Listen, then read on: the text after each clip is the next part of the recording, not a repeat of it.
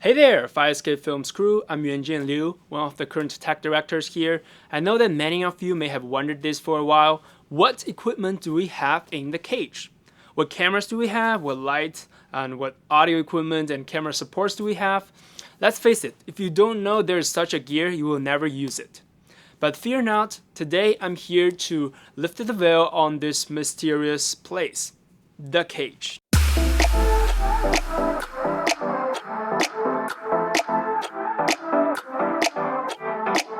Before everything, don't forget to check out our website, firescapefilms.org/equipment. We will put all the equipment information on the website. If anything looks interesting to you but you have no access on the web checkout, feel free to contact us and get authorization. I'll be using a GoPro to give you a first-hand look at my journey through the equipment. We've organized the tour in a logical order, starting with the cameras and then followed by lenses, audio gear, lights, and then camera supports. I'll also add timestamps to this video so you can directly go to the part that interests you. Without further ado, let's go with the cameras.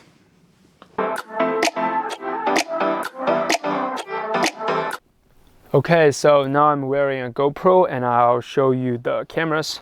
Our two flagship cameras are the SONY a7S III and there's a Blackmagic Pocket 6K. Although both are formidable choices, I have a spot for the SONY a7S III. You can see first the size is much smaller than the Blackmagic Pocket cinema camera. It can be put on a gimbal very easily. It has very good low light performance, actually one of the best in the industry.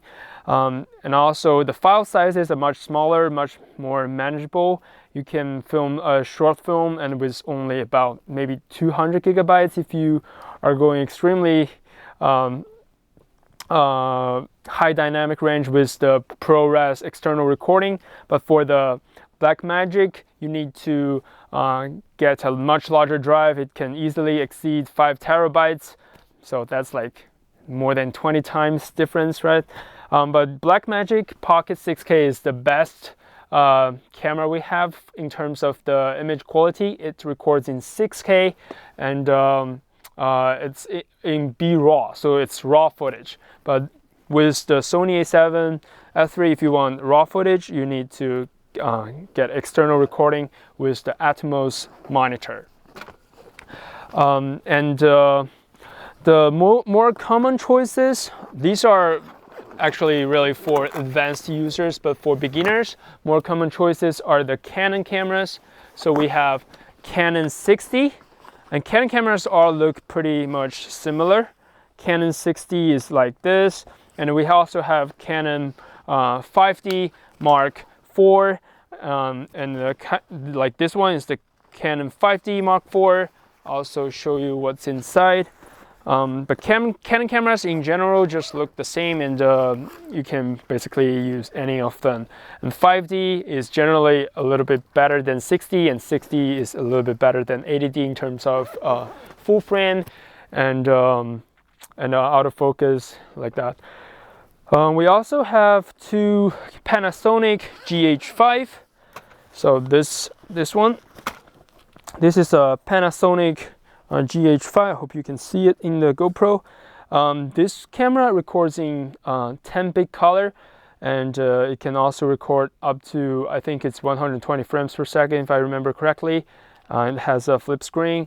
This one is in general better than the Canon cameras, but you need to take a look at the lenses. The lenses are a little bit different than the Canons, so you need compatible lenses for this camera. But it already has one there, so you can directly use it.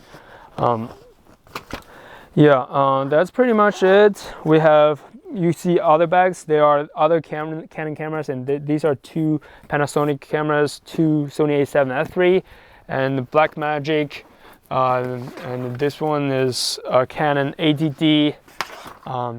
That's pretty much it. Okay, so cameras, and next we will talk about the lenses.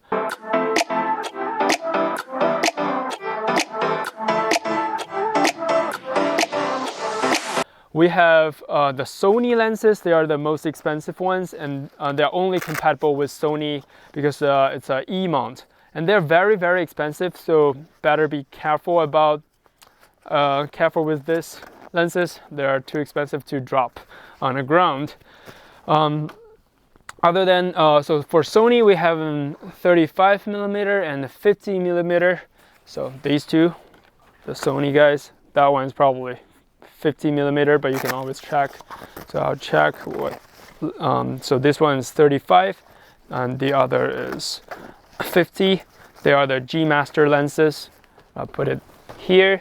And then we have the Rokinon lenses. We have a lot of prime lenses that are either Rokinon or Canon. They are compatible with Canon and Blackmagic cameras. For the Sony one, we actually have an adapter inside this bag, so it can also use all the Canon lenses we have.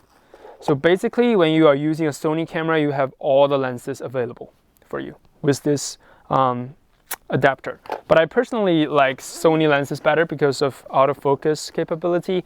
When you use an adapter, first, the lenses are not as good as those lenses that have that strong autofocus capability, but also adapter always cause a problem. But if you are using manual focus, which is very common in filmmaking, you're good. And then we have 24 to 105mm Canon lens. So this one is a zoom lens. I believe it's the only zoom lens we have for Canon, and it's very versatile. You can use it for photography and also for filmmaking, but I personally think the aperture matters. This one only has 4.0 aperture, but other prime lenses you have much larger aperture, up to like 1.4 or so, which creates a more cinematic look.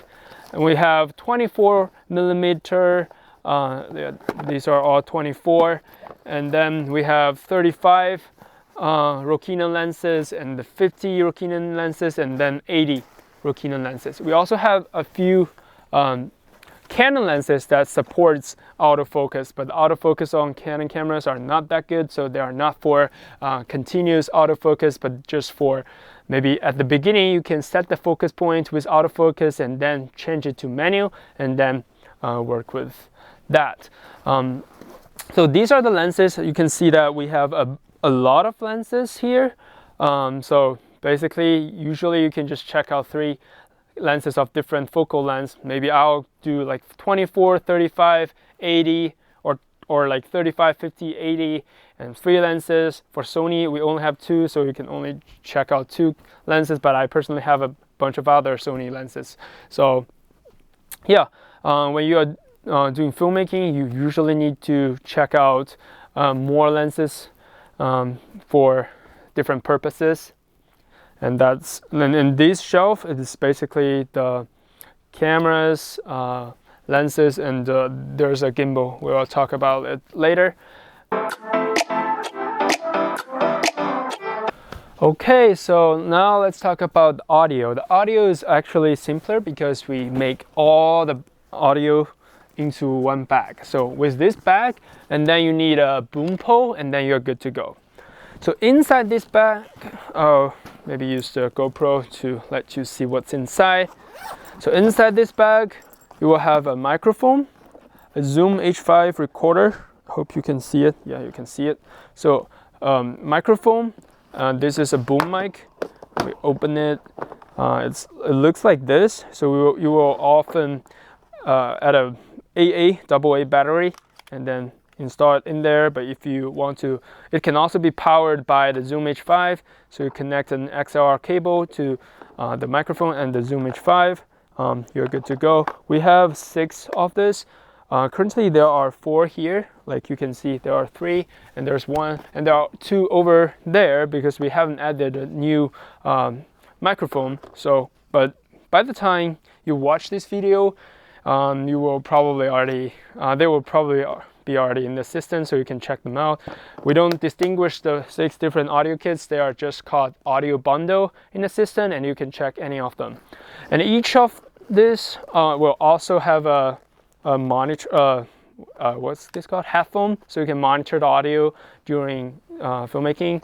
And then there's a boom pole mic holder. You can attach this to the boom pole and then put the microphone here. And then there should be also 2 windshield. This one can help you prevent the wind to the wind noise basically in your microphone, but they're not that good, especially when the wind is super strong. In Chicago it doesn't help that much, but it helps. Okay, so this is the audio. Basically, for the audio guy, you don't need to check out a bunch of things, but just check out one audio bundle and we have everything for you. But remember to check out a boom pole, so you have so you can hold the microphone. Otherwise you can only hand hold it and it's too short usually for filmmaking. Then let's talk about the lights. So we have a lot of lights and we recently bought some new lights. Let's start with the old lights, and at the end we'll come to the new lights. So we have some drag cast lights. These are on-camera lights, and you can see it uses MPF, basically very normal MPF batteries, and you can check out a bunch of them. So we have a few other lights. They look like this. Maybe one of them have the softer, but actually it's actually called diffuser, which soften the lights. So we have 3 or 4 of these small lights, and they are pretty old. They are more for fill lights, so because they are so small, you don't want to use them as key lights. For key lights, we have larger draw cast lights like this. So we have a bunch of them here, and Logan Center also have a bunch of them. For lights, because we originally didn't have a lot of lights, so we share with Logan Center. This light is very huge. You need a light stand. Light stand is here. You need a light stand to put those lights on, and we have a bunch of light stands. They are all from the Logan Center. We also bought some new lights. I want to show you that later, but remember, we have a lot of drag cast light, and Logan Center actually here you can see they have a much more the small on-camera lights, so we can check out a bunch of them. Like if you have space, you can just check out maybe 4 or 5 of them for one scene, and that's definitely allowed. Okay, and for lights here, we also have some reflectors. So there are we have 5 reflectors. Reflectors are basically a very large silver thing that can reflect the sunlight or reflect your key lights to fill out the subject. Yeah, and that's basically it. And these are all the camera supports. We will talk about it later. Let's go to the other side to look at the new lights. Okay, so I actually forgot to mention that we also have some tungsten lights. They are the RE lights here. They are from the Logan Center, but you can see we have a lot of them. We have 650 watts, 300 watts, 150 watts. So these serve as a tungsten light. If you don't understand it, you can search it online, but they are in some cases better than LED lights because they create a more natural yellowish light, which is not that white. Okay, and then let's look at our new lights. So maybe you can see it here. We have some small aperture lights, and these lights, they are very helpful for, like, we have some stickers here, 3M, and they are of course one-time usage, but you can buy more for your purpose. These lights, they have a magnetic plate on the back, so you can put it on something like this, and then if I turn on the lights, yeah, so you have that option. I'll maybe learn that later. I have one, but I haven't used it for a while. So, and then we have these are the battery chargers. We need to reorganize this place, so they will not be here. And then we have the Amaron lights. These are good with soft boxes. So let me open this for a while. So we have these kind of new lights, and you can attach a soft box. We also have that soft box over there. So this newer soft box, yeah, we have 2 of them, and 2 of these lights. You can attach a large light over there, and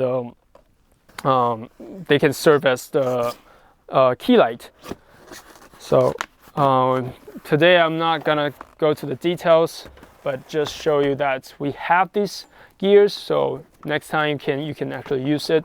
And then on the bottom we have light bars. So these 2 are the light bars. Godox LC500R, that's probably what you will be looking for on the web checkout. Those light bars are handhold lights, so you can use it like this and turn it on, because but we haven't charged it, so it's not working right now. But by the time you check it out, it will be charged, and if it's not, you just charge it, and then you can use it maybe the next day. Yeah.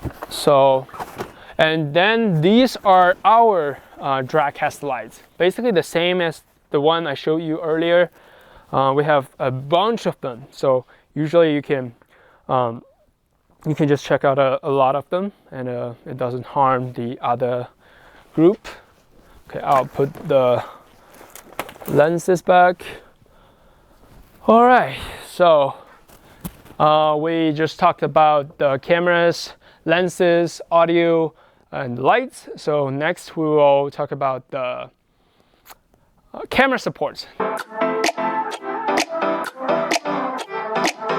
The last part of this video. So camera supports. The first one I would mention is this big guy.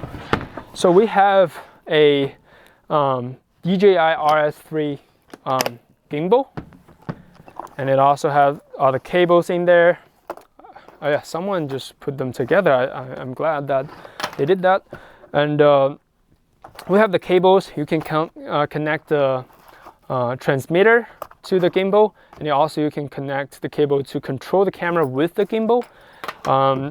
It's more complicated to introduce, like how the gimbal works. I have some other videos, you can check them out, that dedicatedly talk about the gimbal usage.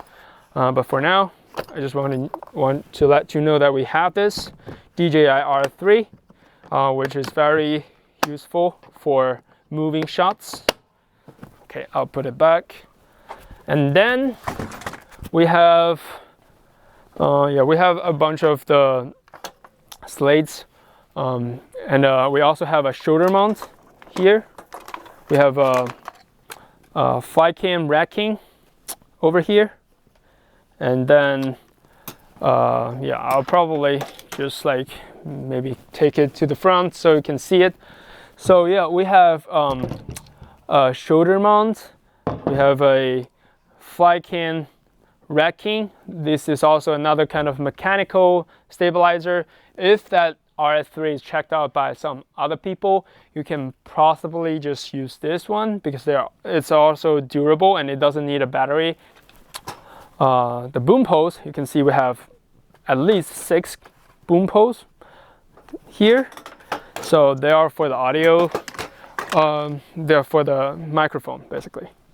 And then we have a bunch of satchel tripod. I remember that's the put plate back on tripod. Yeah, that's because some students just forgot to put the plates on, and we have to buy new ones. The plates are pretty expensive for these tripods, like $80 per plate. So they're very expensive, so don't lose them. Okay, and the next thing I want to talk about is this guy. You probably don't know that it exists. This one, this is the what? This is the vest. So when you use that Flycam racking, sometimes it's it feels too heavy, you can use this vest, just wear it, and it can reduce your feeling of weight. So it will make you more durable. You can film with this for an hour with that gimbal maybe, but if you handhold it for 20 minutes, you will be very tired. And if you're a beginner, maybe 5 minutes, you will be very tired because it's very, very heavy, the Flycam racking. Okay, so we have this vest. And then here, okay, you can still see me hopefully.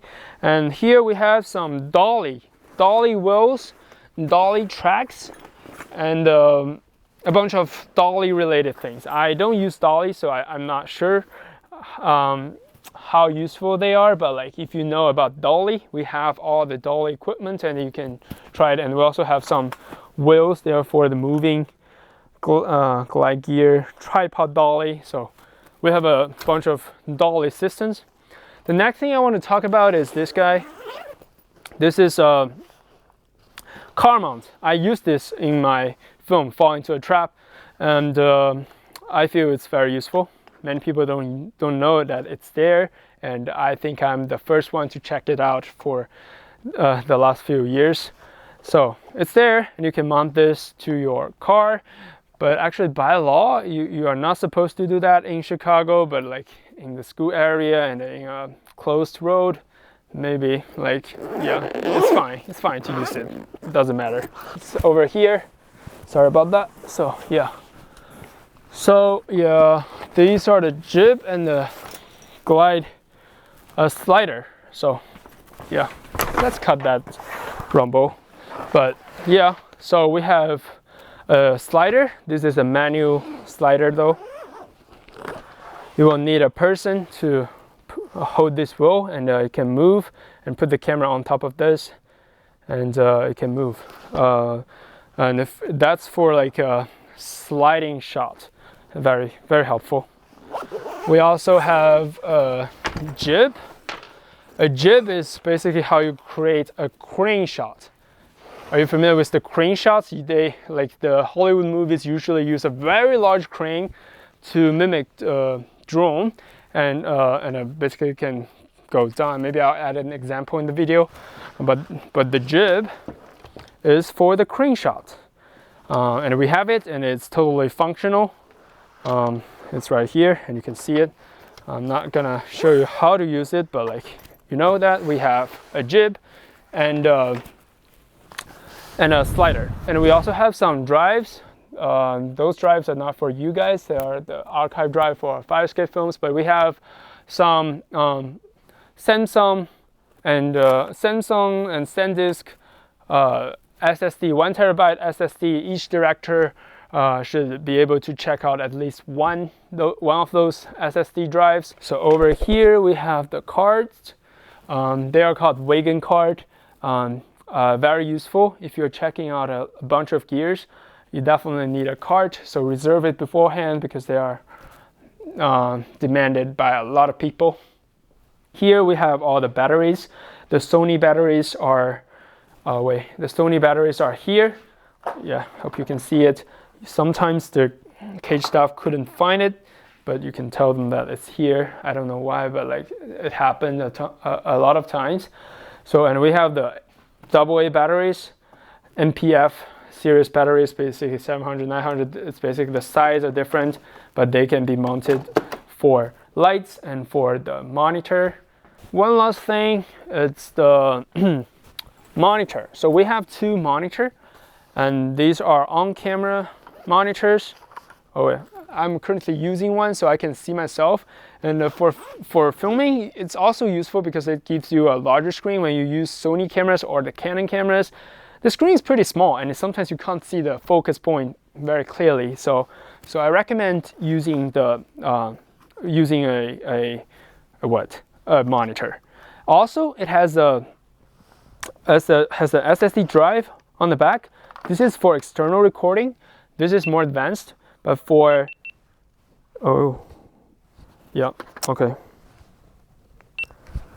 okay, so my GoPro's battery is out soon, but basically right now we have SSD drive is 500 gigabytes, and you can externally recording. You can record ProRes RAW for Sony a7 III. So yeah, that's pretty much it for this video. And yeah, thank you for watching, and see you next time.